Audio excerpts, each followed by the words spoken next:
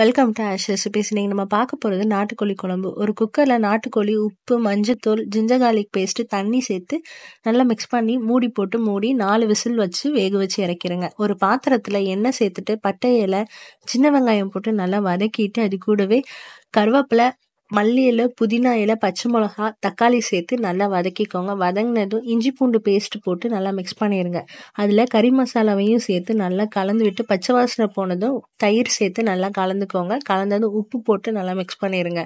வேக வச்ச சிக்கனையும் ஆட் பண்ணி நல்லா கலந்து விட்டு அதில் உள்ள தண்ணியையும் சேர்த்து இதில் ஊற்றி நல்லா கிண்டி விட்டுட்டு கொதி வந்ததும் அதில் தேங்காவை ஊற்றி நல்லா மிக்ஸ் பண்ணி விட்டுருங்க. மிக்ஸ் பண்ணதும் அதில் பொட்டேட்டோவையும் சேர்த்து கலந்து விட்டுட்டு மூடி போட்டு வேக வச்சு உருளைக்கிழங்கு வெந்ததும் ஒரு பேனில் எண்ணெய், கடுகு, சோம்பு, கருவேப்பிலை போட்டு தாளித்து இதில் ஊற்றி இறக்குனா சிக்கன் குழம்பு ரெடி. அவ்வளோதான்.